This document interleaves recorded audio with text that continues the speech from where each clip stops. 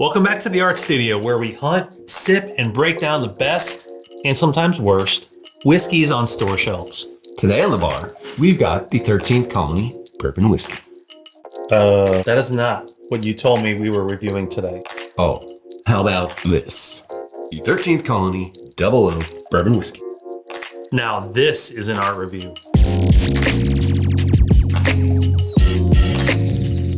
And we review by tasting. We'll sniff, sip, and of course, give this whiskey a rating that will be included in the Artfully Bourbon rankings.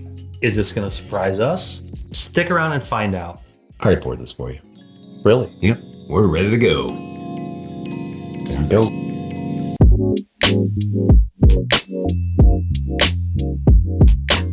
All right, here we go. Aroma.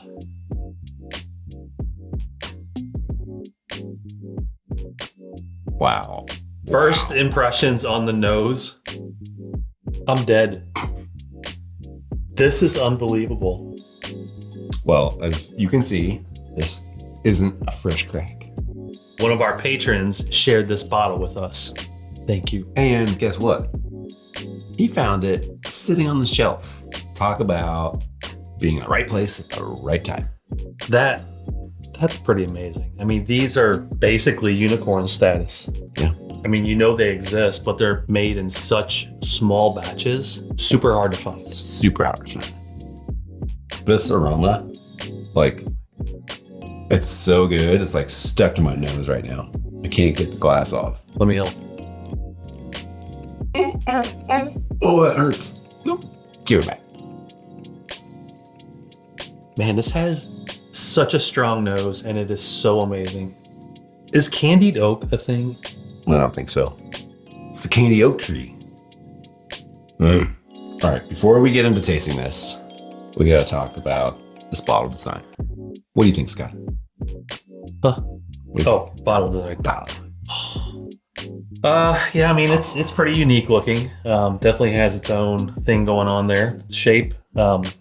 Is this the same as the birthday bourbon from Old Forester? If it's not, it's pretty similar. Yeah. I think the birthday bourbon's a little more rounded, like on the bottom. So short and squatty. It is the same kind of look. Do you think that contributes to this super dark color? So no, I think it's just super dark. Other than the unique shape of the bottle, there's not really much else I like. Except this. Yeah, I mean the label, like, it covers most of the bottle. You can't even see the bourbon in it unless you turn around and look from the backside. Yeah. The label itself is kind of a glossy, kind of cheap looking label material. I do like the black and gold though. Looks pretty sexy. Just look like premium. Yeah. Looks nice. Looks expensive. I mean, bottle design is what it is. It's really about what is inside of this bottle. I mean, look at the color of this bourbon. That is amazing. Yeah. Just like so thick looking. And dark. Sweet, but also savory. Do you get a little bacon? Like, it's just grilling on the stove. I was going to say like a maple covered bacon. Sweet bacon. A little fruit. Almost like a buttery wine note to it. I'm not sure that's a thing either. Could be wrong. Okay, I seriously cannot wait any longer. Can we please taste this? Oh, hold up. Cheers. Stop stalling. Cheers. Wow. There's so much. Hot damn amazeballs. I mean, my mouth is like literally like drowning. The bourbon is all over the place. So viscous. Sweet oak. Mm-hmm. Maybe some strong red fruit. Sweet brown sugary bacon.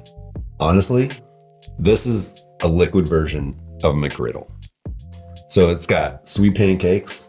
It's got the savory meat, like sausage or bacon. But then you can top that with an egg and cheese and put it in the glass. Probably not the egg. So I do think the big question here is what makes this so freaking different and unexpected, but at the same time, so good. Mm-hmm. How do they do this? What do we know about it?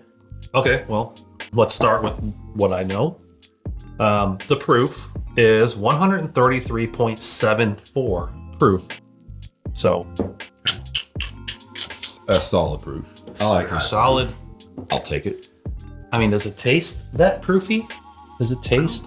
You getting 133.74 proof? It tastes like 115. Those salty bacon sweet notes really dominate, and any high proof just kind of gets lost in all that flavor. So much other flavor, Yeah. like the proof and dissipates. Yeah. 133.74 proof, you said. So Mhm. that's cast strength. And this is bottle number 258 from batch 642. It's a little confusing about the batch. Like, I think this is like a third release. They're starting their batches from the beginning of time. Oh, That's my guess. like BC. Yeah, like I don't know. I mean, something like that. Maybe not quite, but Yeah.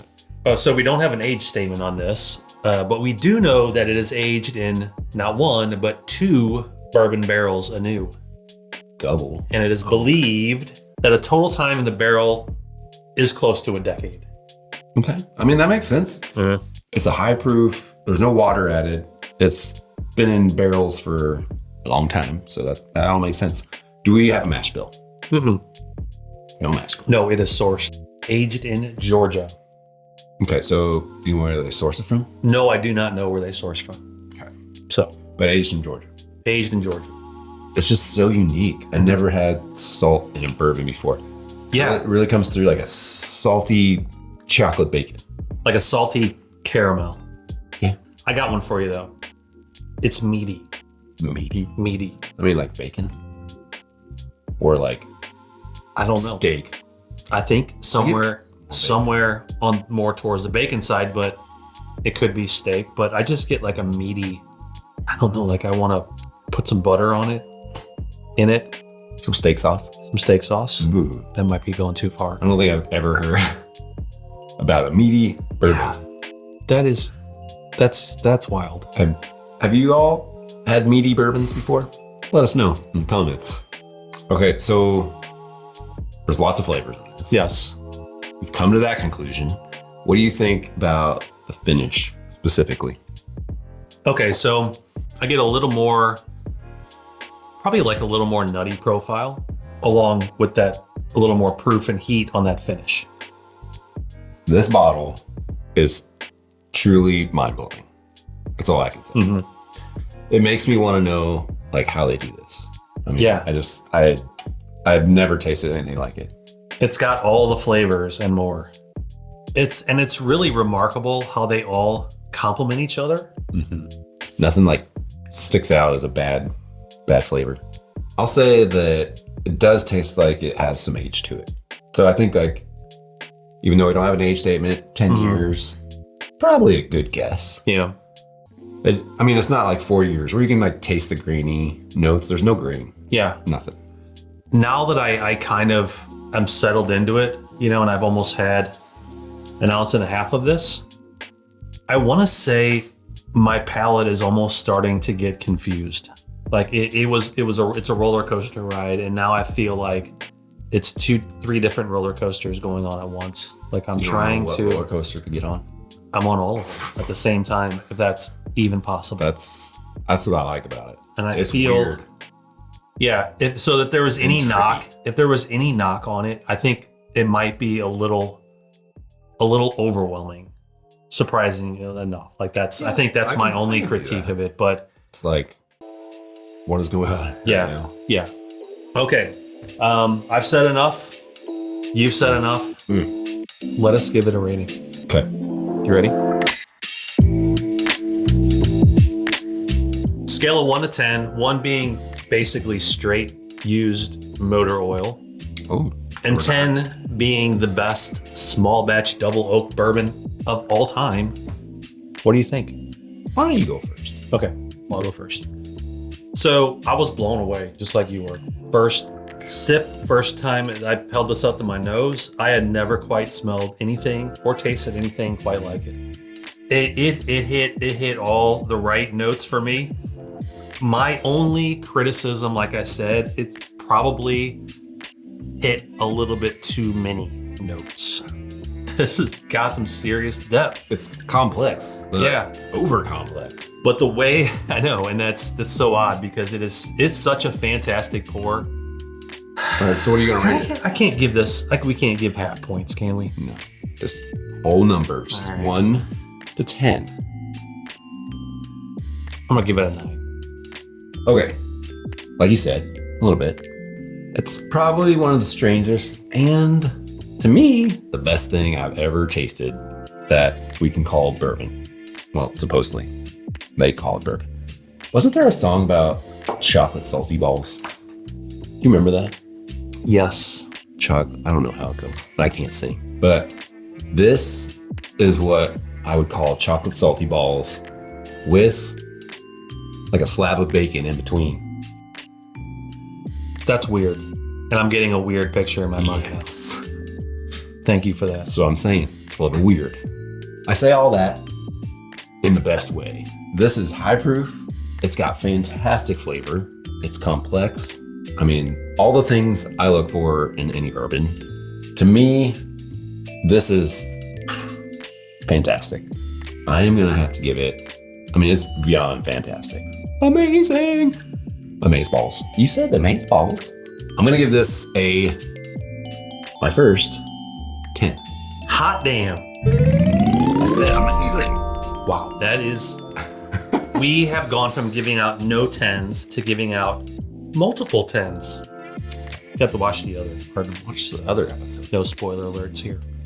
So combined, the 13th Colony Double Oak gets a score of 9.5. Let's see it on the rankings. Roll them.